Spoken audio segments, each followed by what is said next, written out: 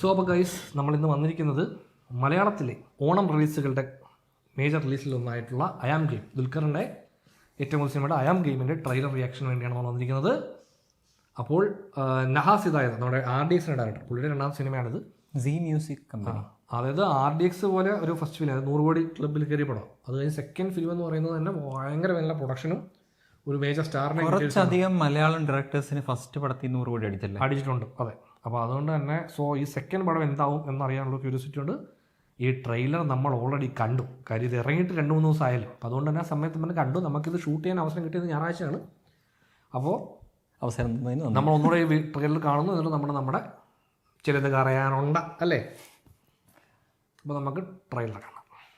പണ്ട് ആരോ പറഞ്ഞു കേട്ടിട്ടുണ്ട്, ദൈവവും സാധാരണ നമ്മുടെ ചൂതുകളിയാണ് നമ്മുടെയൊക്കെ ജീവിതം. മനുഷ്യരാശിയോടെ തന്നെ പഴക്കമുണ്ട് ഗാംബ്ലിങ്ങിന്റെ ചരിത്രത്തിൽ. ഇവിടെ ചിലർ വാഴുന്നു, ചിലർ വീഴുന്നു. കിടപ്പാടം നഷ്ടപ്പെട്ട ദരിദ്രരോട്, രാജ്യവും കൊട്ടാരവും നഷ്ടപ്പെട്ട രാജാവ്, തോൽക്കുന്നവരാരും ഭയങ്കര കളർഫുൾ അല്ലേ. ഗാംബ്ലിങ്ങിന്റെ ഏറ്റവും വലിയ സീക്രട്ട് അവരെല്ലാം വിശ്വസിക്കുന്നത് ലക്കിലാണ്. പുള്ളി ലക്കിൽ വിശ്വസിക്കാവുന്ന ആളാണ്, പുള്ളി അൽഗോരിതം വിശ്വസിക്കുന്ന ആളാണ്.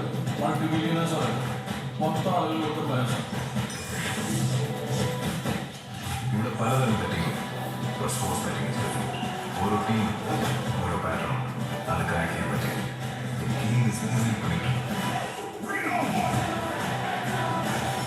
വിജയ്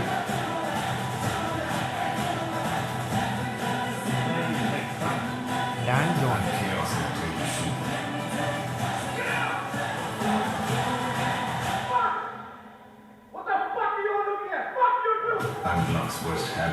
അല്ലമ്പനാണല്ലേ.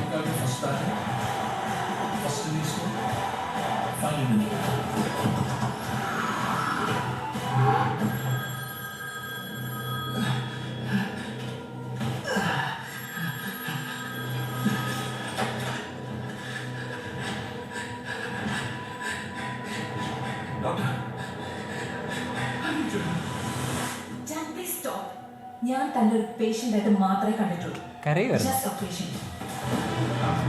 ഡബിങ്ങാണ് എപ്പോഴും നമുക്ക് പ്രശ്നം അല്ലേ.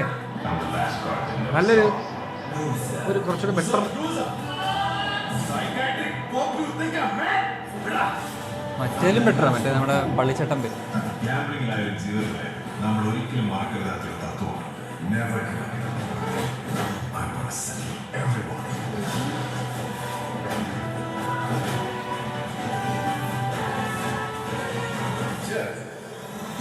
പ്രൊമോഷൻ ഫൈറ്റാണോ മൊത്തം? വലത്തേക്കല്ലേ ഇത് ഇടത്ത കൈക്കാണ് കൊണ്ട് ഫൈറ്റ്.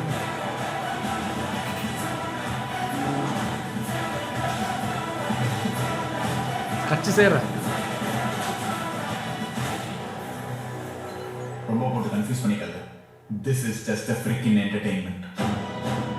അതാണേ പടം.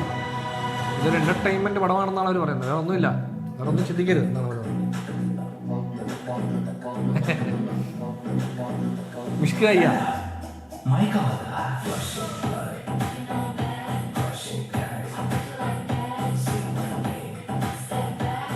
ഓഗസ്റ്റ് 2 റിലീസ് കേട്ടോ.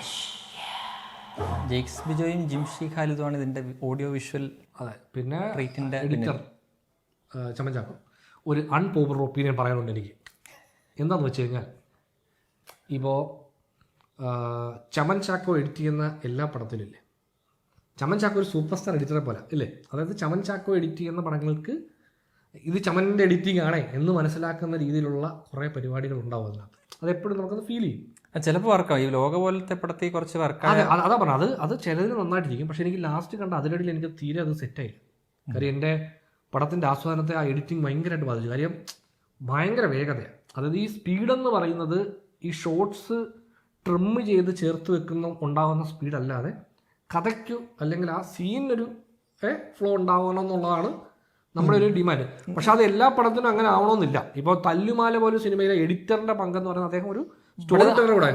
തല്ലുമാലയ്ക്ക് സ്പീഡ് കട്ട്സ് അല്ല, അതിനകത്തൊരു വിഷ്വൽ ഫ്ലെയർ ഉണ്ട് ചേട്ടാ. അതായത് അതിനകത്ത് എഡിറ്ററിന്റെ ജോബ് എന്ന് പറയുന്ന സിനിമ ഏതാ, ആ എഡിറ്റർ ആ സിനിമയുടെ ഒരു ഫിലിം മേക്കിംഗ് പാർട്ടാണ്, ഒരു മെയിൻ പാർട്ടാണ്. അതായത് എഡിറ്റിങ്ങിലൂടെ കൂടിയാണ് ആ സിനിമ ഉണ്ടാകുന്നത്. അതാണ് നമ്മൾ ഉദ്ദേശിക്കുന്നത്. പക്ഷേ എല്ലാ സിനിമയും അങ്ങനെ ആവണമെന്നില്ല. ഇപ്പോൾ ഈ പറഞ്ഞ പോലെ ചില സിനിമകൾ ഈ ചമൻ ചാക്കോയെ പലപ്പോഴും വിളിക്കുമ്പോൾ തന്നെ നമ്മൾ പറയുന്നത് ഒരു പൊതുവെയുള്ള ടോക്ക് ചമൻ ചാക്കോ സിനിമ രക്ഷിക്കും എന്നുള്ളതാണ്. അതായത് പുള്ളി ഈ സിനിമയിൽ പുള്ളി അത് എഡിറ്റ് ചെയ്ത് മാക്സിമം നമുക്കൊരു നല്ല രീതിയിൽ എഡിറ്ററാണ്, വേണ്ടാത്ത പോർഷൻ കളയും.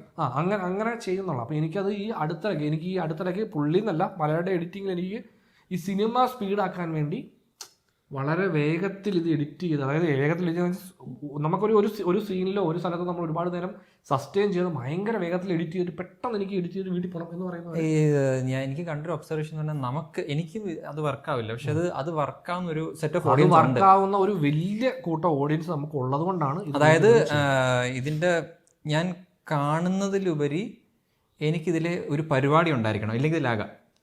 അതായത് ഈ 10 കട്ടിങ്ങനെ ജമ്പായി പോകുമ്പം ഇതിൽ ലാഗ് ഇല്ല എന്നൊരു, അതായത് ലാഗ് എന്ന് ഉദ്ദേശിക്കുന്നതിന്റെ എക്സാക്ട് മീനിങ് ഓരോരുത്തർക്കും ഓരോ രീതിയിലാണ്. അവർ പറയുന്നത് സിനിമയിൽ സ്ലോ ആയിട്ട് 2 ഡയലോഗ് പറയാനുള്ളൊരു ഗ്യാപ്പ് ഉണ്ടെങ്കിൽ അത് ലാഗ് ആണെന്ന് പറയുന്നത്. ഡയലോഗ് സീൻ ലാഗ് ആയിട്ട് കാണുന്നവരുണ്ട്. അതെ, അത് ഇമോഷണൽ സീൻ വരുമ്പോൾ അത് ലാഗ് ആണെന്ന് പറയുന്ന ആൾക്കാരുണ്ട്. ബേസിക്കലി ഒരു ലാഗ് എന്ന് പറയുന്നത് കഥ മൂവ് ചെയ്യാത്ത ഒരു പൊസിഷൻ. ഒരാൾ സ്ക്രീനിൽ കരഞ്ഞാൽ ചിലപ്പോൾ അത് ലാഗാണ്. ഒരു ഷോട്ട് ഒരു അല്പനേരം കൂടെ സസ്റ്റെയിൻ ചെയ്താൽ അത് ലാഗാണ് എന്ന് പറയുന്നതാണ്. അത് വെച്ചേക്കുന്നത് നിങ്ങൾ ഈ ഷോട്ടിന്റെ വേറൊരു എലമെന്റ് കൂടെ നിങ്ങൾ ശ്രദ്ധിക്കൂ, അങ്ങനൊരു സാധ്യത ഉണ്ടോ എന്ന് പോലും ചിന്തിക്കുന്നില്ല. അതായത് എനിക്കിത് കാണണം, എനിക്ക് അടുത്ത ഷോട്ട് കണ്ടാൽ മതി, അത് എനിക്ക് ഈ ഷോട്ട് കാണണം, എനിക്ക് അടുത്ത ഷോട്ട് കാണണം എന്ന് പറയുന്ന ആ ഒരു വേഗത. ഇപ്പൊ വേഗം എന്ന് വെച്ചാൽ അത് എന്തുകൊണ്ടാണെന്ന് വെച്ചാൽ നമ്മൾ ഈ റീൽ കൾച്ചറിൽ കുറച്ചധികം ഇൻവെസ്റ്റ്. നമ്മൾ ഒരുപാട് പേര്, അതായത് ഇന്ന് ഈ ലാഗാണെന്ന് പറയുന്നവരുൾപ്പെടെ അവരുടെ ഏറ്റവും ഫേവറേറ്റ് സിനിമ കുറച്ച് പഴയ ഏതെങ്കിലും പടം ചോദിച്ചാൽ ആ പടം നമ്മൾ ഇന്ന് തിയേറ്ററിൽ കണ്ടു കഴിഞ്ഞാൽ നമുക്ക് ഈ പറഞ്ഞ ഓടത്തില്ല, ഈ ഇഷ്യൂ ഉണ്ടാവും. ഏതാ ഇപ്പോഴത്തെ ട്രെൻഡിൽ അതിൽ ലാഗ് ഉണ്ടെന്ന് പറയാം.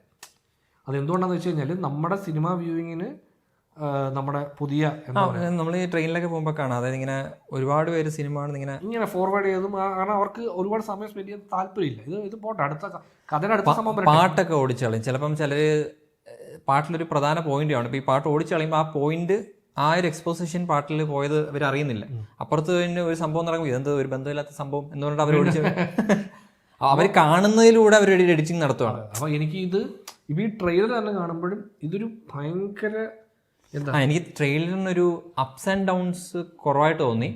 എന്നിട്ട് ഒരേ താളത്തിലാണ്. അതായത് ഇവരിപ്പോ ഓൾറെഡി പടത്തിനെ ഇത് നഹാസ് ഹിദായത്ത് എന്റർടൈൻമെന്റ്, അതാണ് ഇവർ ഉദ്ദേശിക്കുന്നത്. അപ്പോൾ ഇവർ പ്രൊവൈഡ് ചെയ്യാൻ ഉദ്ദേശിക്കുന്ന പരിപാടി എന്ന് പറഞ്ഞാൽ ഈ ഒരു ഫ്ലാഷി പടം എന്നുള്ള സംഭവത്തിന് അപ്പുറത്തേക്ക് ഈ സിനിമയിലെ നമ്മൾ അതിനപ്പുറത്തേക്ക് ഒന്നും ചിന്തിക്കേണ്ട എന്നുള്ളൊരു മൈൻഡ് സെറ്റിൽ തന്നെയാണ് അവരതിനെ പ്രസന്റ് ചെയ്യുന്നത് തോന്നുന്നു. അതാണ് അവരുടെ ഇതാണ് ഞങ്ങൾ ഇങ്ങനെ പടം ചെയ്തെടുക്കാൻ പോകുന്നത്. പക്ഷേ ഈ ഗാംബ്ലിംഗ് സർക്കിളിൽ നിന്ന് പുറത്തോട്ട് അധികം പോകുന്നില്ലെന്ന് തോന്നുന്നു. മെജോറിറ്റി വിഷയിലും ഇത് അവിടെ തന്നെയാണ്. അവിടെ തന്നെയും പിന്നെ എന്തോ ഗെയിംസ്, ക്രിക്കറ്റോ എന്തോ ഈ പടത്തിന്റെ വൺലൈനെ പറ്റിയുള്ള ധാരണ കുറച്ച് നാൾ മുമ്പ് ഈ പറഞ്ഞ സോഷ്യൽ മീഡിയകളിലൊക്കെ റൂമർ പോലെ വന്നിരുന്നു.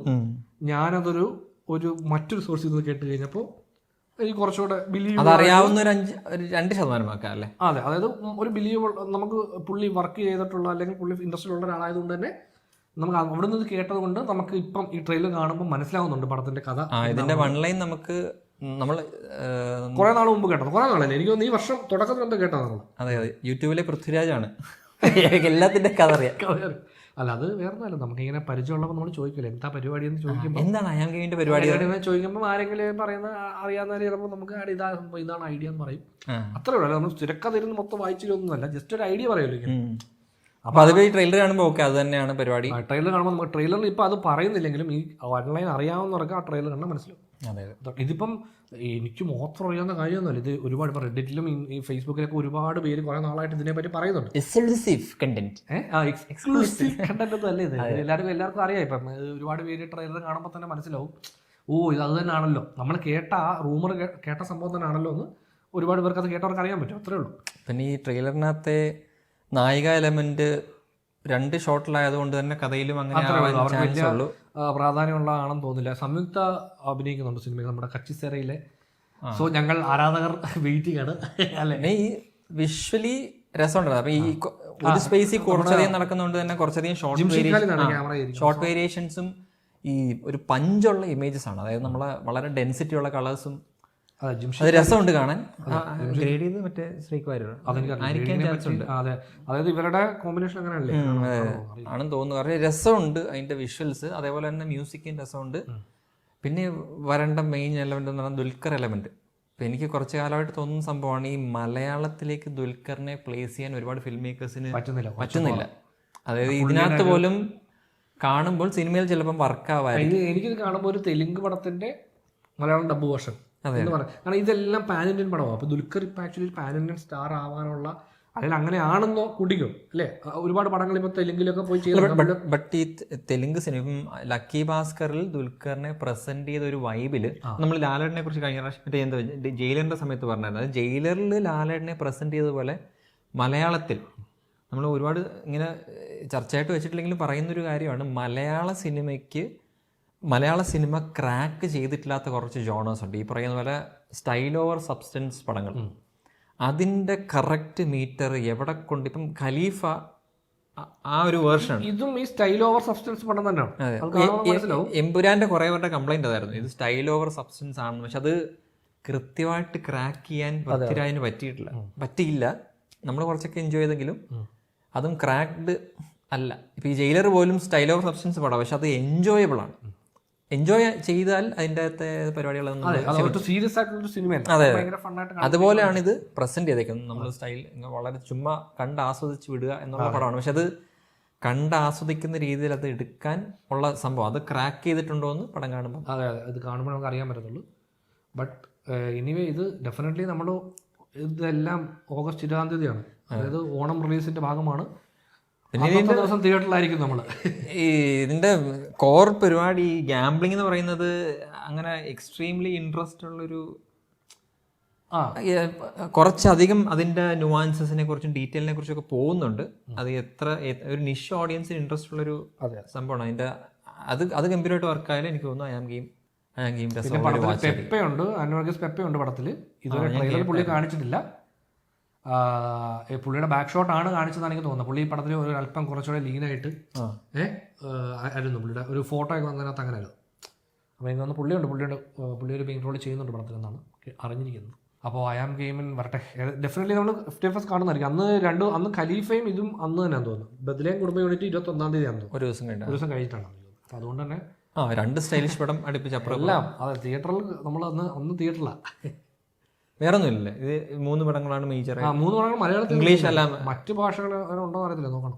സോ അപ്പോൾ എനിവേ നമ്മൾ FTFS കാണുന്നതായിരിക്കും. കണ്ടിട്ട് നമ്മൾ അതിൻ്റെ ഡിസ്കഷനുമായിട്ട് പിന്നൊരു ദിവസം വരുന്നതായിരിക്കും ഇത്.